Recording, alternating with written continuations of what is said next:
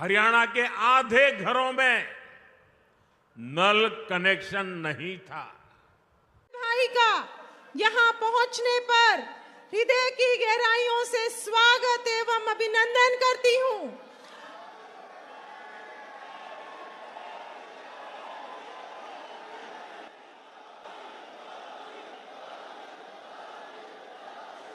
और आज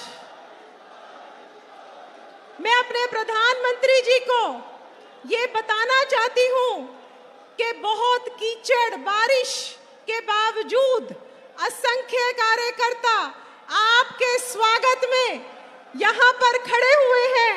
मोदी जी का हरियाणा की इस धरती पर बहुत बहुत स्वागत एवं अभिनंदन। और मैं अब प्रार्थना करती हूं हरियाणा के यशस्वी मुख्यमंत्री आदरणीय नायब सिंह सैनी जी से कि वो धान की फसल का गुच्छा देकर हमारे यशस्वी मुख्यमंत्री जी का स्वागत करें।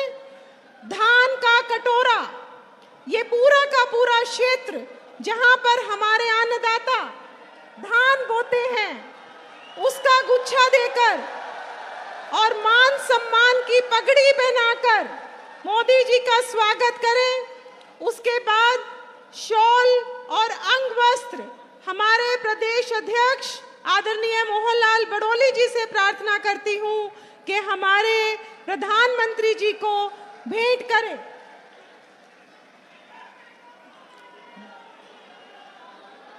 कर्मण्यवाधिरास्ते मां फलेषु कदाचन, कर्म करता रहे फल की इच्छा ना कर। ऐसे भगवान श्री कृष्ण जिन्होंने गीता का संदेश दिया, उनकी प्रतिमा हमारे यहाँ के सांसद नवीन जिंदल जी और यहाँ के प्रत्याशी भाई सुभाष सुधा जी हमारे प्रधानमंत्री को भेंट करेंगे।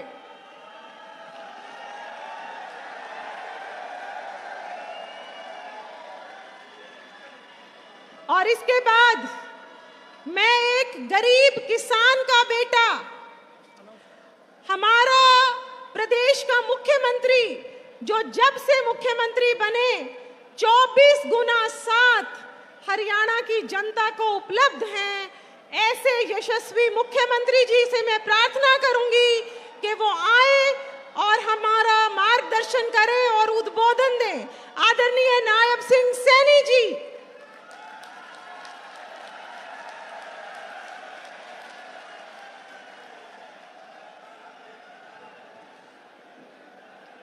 भारत माता के, भारत माता के। आज हरियाणा की पवित्र भूमि और भगवान श्री कृष्ण के गीता उपदेश भूमि इस कुरुक्षेत्र में माननीय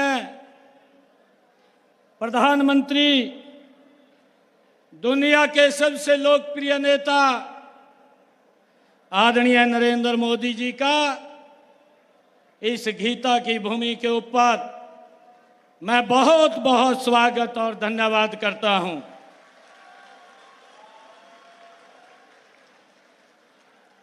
जहां धर्म की लड़ाई स्वयं भगवान श्री कृष्ण ने लड़ी और उसी लड़ाई में पूरी मानवता को गीता के माध्यम से संदेश दिया था और उसी गीता से निकला क्रममेवाधिकारस्ते मां फलेषु कदाचन।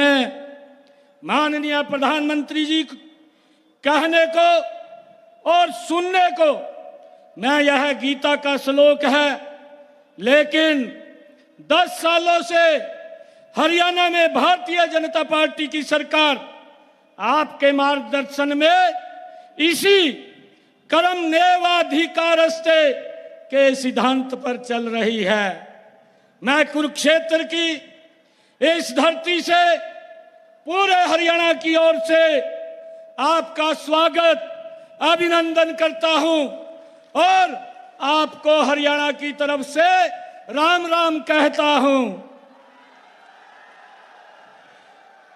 माननीय प्रधानमंत्री जी, आपके स्वयं भी हरियाणा में सरकारों को और शासन को आपने नजदीक से देखा है और हरियाणा की जनता ने भी उस शासन प्रशासन की व्यवस्था को भुगता है।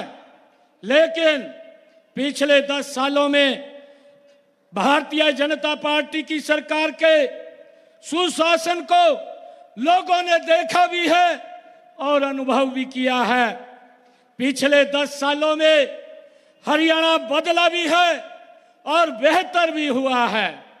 हरियाणा की पिछले 50 सालों की सरकारों और भारतीय जनता पार्टी की आपके तत्वाधान में 10 सालों की सरकारों के कामों में प्रधानमंत्री जी, पहले हरियाणा में नौकरी बिकती थी, पर्ची खर्ची चलती थी।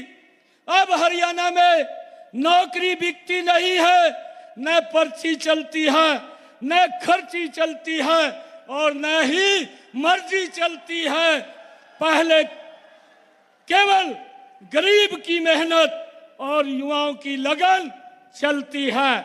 माननीय प्रधानमंत्री जी, पहले किसान फसल बेचता था पर दाम किसी और के खाते में जाता था। पहले किसान खराबे की शिकायत करता था, 2-2 रुपए के चेक पाता था। आज किसान मंडी में फसल बेच करके आता है, 72 घंटे में सीधा पैसा किसान के खाते में पहुंच जाता है और फसल खराबे का पूरा पैसा आज दिया जाता है। हमने पिछले 10 सालों में किसी किसान को 2-3 रुपए का चेक नहीं दिया है। माननीय प्रधानमंत्री जी, पहले हरियाणा के हमारे बुजुर्ग 500 रुपए पेंशन पाते थे, उससे भी कुछ और उसमें से कुछ मिलती और कुछ दलाल ले जाते थे। आज बुजुर्गों को 3000 रुपए पेंशन हमारे इन 10 वर्षों के अंदर मिलती है, जो पूरे देश सर्वाधिक है और पेंशन बनवाने के लिए कहीं जाना नहीं पड़ता। 60 साल का होने पर पेंशन सीधे खाते के अंदर जाती है। माननीय प्रधानमंत्री जी, ट्रांसफार्म को लिए भी पहले चंडीगढ़ के चक्कर लगाने पड़ते थे। आज हरियाणा में ट्रांसफर के लिए किसी के पास जाने की जरूरत नहीं पड़ती, घर बैठे हो ट्रांसफर होता है और जहां कर्मचारी बताता है वहीं उसी स्थान के ऊपर उसका हो जाता है। सबसे बड़ी बात है, आज हरियाणा के जो बेटियों को मारने वाला प्रदेश गिना जाता था, माननीय प्रधानमंत्री जी, आप 2015 में हरियाणा के ऐतिहासिक भूमि पानीपत पर आए थे। आपने बेटी बचाओ बेटी पढ़ाओ का नारा दिया था। हमने पिछले 10 सालों में हरियाणा के माथे से इस कलंक को मिटा दिया है। हमें पिछले 10 सालों से हरियाणा एक, हरियाणवी एक के मंत्र को लेकर के आगे बढ़ रहे हैं। हरियाणा ने पिछले 10 सालों में क्षेत्रवाद, भाई भतीजावाद को पीछे छोड़ दिया है। माननीय प्रधानमंत्री जी, आपके आशीर्वाद से एक गरीब किसान के बेटे को हरियाणा की सेवा करने का आपके नेतृत्व में अवसर मिला है।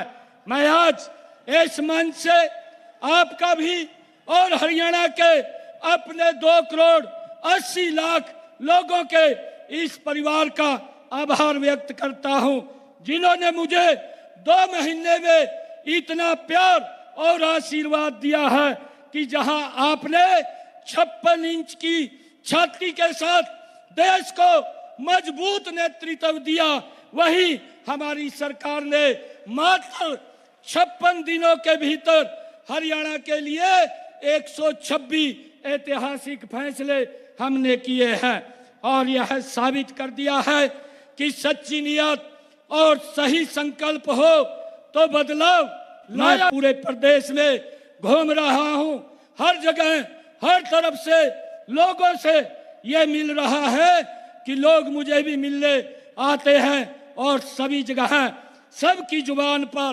एक ही बात है कि तीसरी बार हरियाणा में कमल खिलने जा रहा है। ये हरियाणा के लोगों ने तय कर दिया है और लोगों की यह आवाज मैं केवल सुन ही नहीं रहा हूं, बल्कि भारतीय जनता पार्टी पर विश्वास के रूप में उनकी आंखों में भी मैं देख रहा हूं। माननीय प्रधानमंत्री जी, हरियाणा का जवान देश के लिए और हरियाणा का पहलवान देश के लिए मेडल लाता है। हरियाणा देशभक्ति और देश सेवा की धरती है। हरियाणा कभी देशभक्ति से पीछे नहीं हटेगा।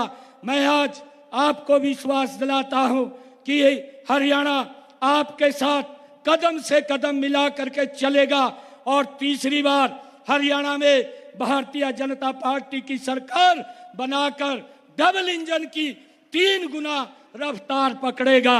मैं एक बार फिर पूरे हरियाणा की ओर से आपका बहुत बहुत धन्यवाद करता हूं, अभिनंदन करता हूं। एक बार फिर से पूरे हरियाणा की ओर से आपको राम राम कहता हूं। जय हिंद, जय भारत, जय हरियाणा।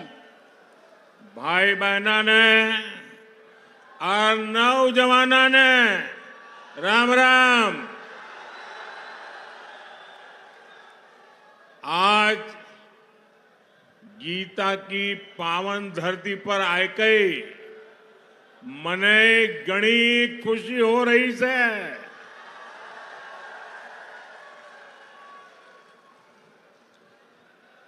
कुरुक्षेत्र में आना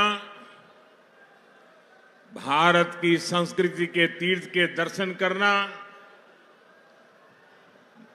मन को भर देता है। यहां गीता का ज्ञान है, यहां सरस्वती सभ्यता के निशान है। ये गुरु गोविंद सिंह जी की 6ठी पातशाही की धरती है।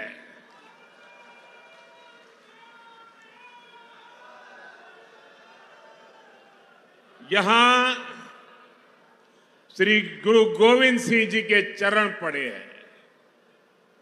ऐसी पावन धरती से मैं आपसे फिर एक बार भाजपा सरकार बनाने का निवेदन करने आया हूं।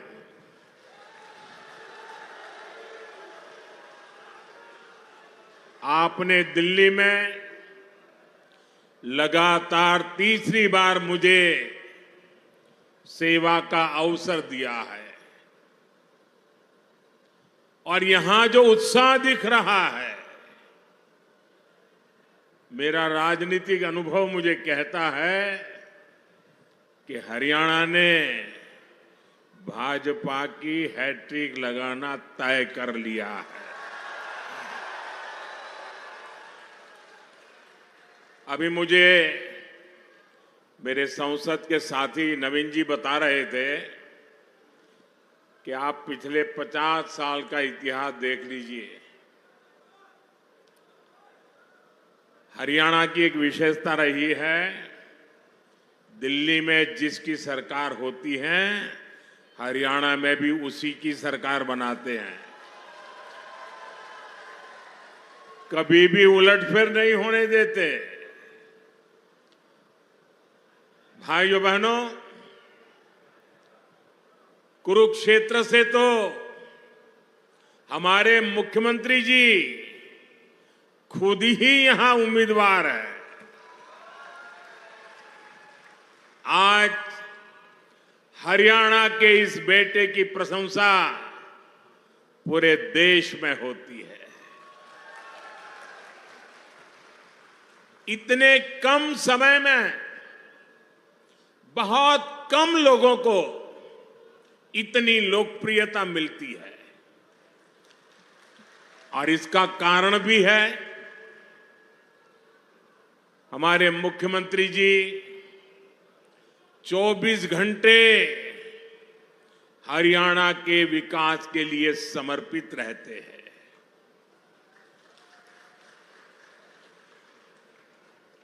हरियाणा का जो भी व्यक्ति मिलेगा वो कहता है कि भाई हमारे मुख्यमंत्री जी तो विनम्रता के संबंध में, नम्रता के संबंध में हमारे हरियाणा का गौरव बढ़ा देते हैं। उनका व्यक्तित्व बहुत सहज है, वो बहुत सहज रूप से उपलब्ध है। और आप देखिए, पिछड़े समाज से निकलकर यहां इस बड़े पद पर पहुंचना और इस पद को भी पचा करके नम्रता का साथ जीना, ये बहुत बड़ी उपलब्धि है। भाजपा के कार्यकर्ता के नाते मुझे हरियाणा में अनेक वर्षों तक काम करने का अवसर मिला है। यहां बहुत सारे मेरे पुराने साथी बैठे हैं। जब मैं मुख्यमंत्री जी की तारीफ सुनता हूं ना, तो इतना गर्व से भर जाता हूं, इतना आनंद होता है, मन इतना प्रसन्न हो जाता है। इनका विजन और इनकी लगन बड़े बड़ों से भी कहीं बड़ी है। मैं आज हरियाणा के लोगों के पास आया हूं, आपके इस बेटे को आप आशीर्वाद दीजिए। भाजपा को आशीर्वाद दीजिए। मेरे साथ बोलिए, फिर एक बार, फिर एक बार। साथियों, हमारे हरियाणा के लोग अपनी जुबान के बड़े पक्के होते हैं। एक बार जो वादा कर दिया वो कर दिया। भाजपा ने भी हरियाणा से यही सीखा है, और मैंने तो हरियाणा की रोटी बहुत खाई है। भाजपा जो कहती है वो जरूर करके दिखाती है। अभी कुछ महीने पहले लोकसभा चुनाव के दौरान मैं आपसे आशीर्वाद मांगने आया था। मैंने कहा था कि भाजपा सरकार के 100 दिन बड़े फैसलों के होंगे। गरीब, किसान, महिलाओं और युवाओं को मजबूत बनाने वाले होंगे। अभी 100 दिन पूरे भी नहीं हुए हैं, लेकिन हमारी सरकार ने करीब 15 लाख करोड़ रुपए के नए काम शुरू करवा दिए हैं। भाजपा सरकार ने गरीबों के लिए 3 करोड़ पक्के घरों को भी मंजूर किया है। ये सिर्फ पक्के घर ही है ऐसा नहीं है, ये गरीब का पक्का एड्रेस होगा। ये गरीब के सपनों का घोंसला होगा। ये उनके सपनों का लॉन्चिंग पैड होगा। साथियों, लोकसभा चुनावों के दौरान मैंने ये भी कहा था कि हम देश में 3 करोड़ लखपति दीदी बनाने के लिए काम कर रहे हैं।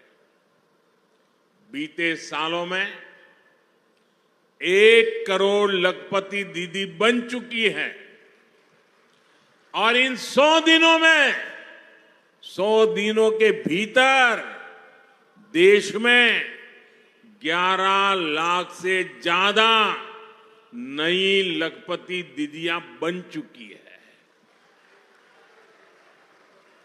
और इनमें से सैकड़ों लखपति दीदियां ये मेरे हरियाणा में भी है। साथियों, 2 दिन पहले ही एक बहुत बड़ा फैसला हमने लिया है, जिसका लाभ हरियाणा के लाखों परिवारों को होगा। भाजपा सरकार ने तय किया है कि अब 70 वर्ष की उम्र से ऊपर के सभी बुजुर्गों को 5 लाख रुपए का मुफ्त इलाज मिलेगा। हर परिवार के बुजुर्ग, चाहे वो कितना ही धनी क्यों ना हो, मध्यम वर्ग का हो, उच्च मध्यम वर्ग का हो, गरीब हो, कोई भी 70 से ऊपर हरियाणा में जो भी होगा उसको 5 लाख रुपए तक बीमारी का खर्चा आपका सेवक जिम्मा लेता है।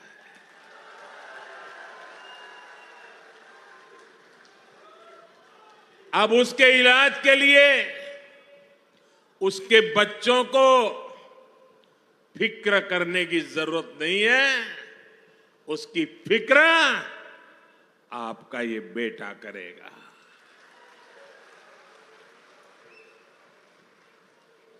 देश के बुजुर्गों को दी गई गारंटी मोदी ने पूरी कर दी है। आज हरियाणा में करीब करीब 100% नल कनेक्शन वाला ये राज्य बन रहा है। साथियों, भाजपा की सरकार देश में गरीब और मध्यम वर्ग के लिए बिजली का बिल 0 करने में जुटी है।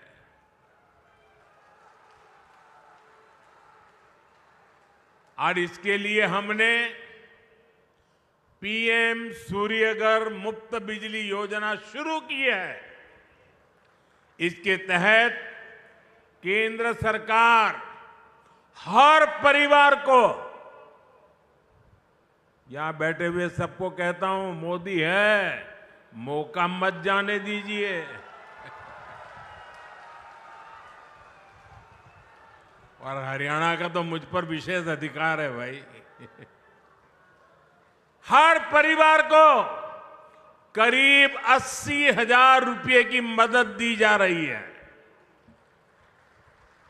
इस देश में कभी ऐसा नहीं हुआ कि एक एक परिवार के लिए 80,000 रुपया। और डबल इंजन की सरकार का कमाल देखिए, इसमें हरियाणा के हमारे भाजपा के लोगों ने तय किया है, हरियाणा के हर घर को 30,000 रुपए की मदद यहां की सरकार एक्स्ट्रा, यानी 1,10,000। साथियों, आपकी कमाई बढ़े, आपके पैसे बचे, ये भाजपा सरकार की बड़ी प्राथमिकता है। साथियों, हरियाणा ने हमेशा से मुझे बहुत प्यार दिया है। यहां के दूध, दही, हरियाणा की रोटी और माताओं बहनों के स्नेह का कर्ज चुकाना मेरे लिए बहुत मुश्किल है। इतना बड़ा कर्ज मुझ पर है। इसलिए मैं अपना कर्तव्य समझकर भलाई के लिए नहीं है। ये बातें मोदी की भलाई के लिए नहीं है। दिल में एक दर्द है, आग है। और इसलिए जब आप मेरे परिवारजन मेरे पास हैं, तो मैं मेरा दिल आपके सामने हल्का करना चाहता हूं। अपनों के सामने मैं आज देश की मुझे जो चिंता हो रही है, आपकी आपके बच्चों की, आपके भविष्य की। और इसलिए कुछ गंभीर बातें हरियाणा के मेरे भाई बहनों के सामने रखता हूं, देश भी उसे गंभीरता से सुनेगा। साथियों, आपके पड़ोस में हिमाचल प्रदेश है। वहां 2 साल पहले कांग्रेस की सरकार बनी, लेकिन आज वहां क्या स्थिति है? हिमाचल का कोई भी नागरिक खुश नहीं है। कांग्रेस ने वहां हर वर्ग को झूठ की गुट्टी पिलाई थी, लेकिन जो भी वायदे किए उनमें से कोई पूरे नहीं किए। आज सरकारी कर्मचारियों को वहां अपने हक की सैलरी के लिए हड़ताल करनी पड़ रही है। कर्मचारियों को डीए मिल नहीं रहा। मुख्यमंत्री और मंत्रियों तक को सैलरी छोड़ने का बाद दिखावा करना पड़ रहा है। हिमाचल में नौजवानों की भर्तियां नहीं हो रही हैं। स्कूल, कॉलेज बंद करने की नौबत आ गई है। वहां कांग्रेस ने महिलाओं को 1500 रुपये देने का वायदा किया था। हजारों महिलाएं आज भी इस पैसे का इंतजार कर रही है। हिमाचल में बिजली, पानी, पेट्रोल, डीजल, दूध सब कुछ कांग्रेस ने महंगा कर दिया है। और लोकसभा में भी आपको नहीं देखा है, उन्होंने कहा था 1 जुलाई को खटाखट 8,000 रुपया आपके खाते में आएंगे। लोग 1 जुलाई को कतार लगा के कांग्रेस के कार्यालयों पर खड़े हो गए थे। पूरे देश में झूठे वादे करना, देश की जनता से धोखा करना। साथियों, भाजपा सरकार ने पहले जो मुफ्त इलाज की योजना हिमाचल में चलाई थी, नौजवानों को बैंकों से मदद लेने की जो योजना चलाई थी, और भाजपा ने बहुत अच्छे ढंग से चलाई थी, हिमाचल के लोगों का कल्याण करने के लिए चलाई थी। ऐसी सारी योजनाएं हिमाचल में अब ठप पड़ गई है। हिमाचल की आर्थिक हालत कांग्रेस ने इतनी खराब कर दी है कि हालात संभाले नहीं संभल रहे हैं। साथियों, जनता की परेशानी से, जनता की समस्याओं से कांग्रेस को कभी कोई फर्क नहीं पड़ता। कांग्रेस से बड़ी बेईमान और धोखेबाज पार्टी देश में और कोई नहीं है।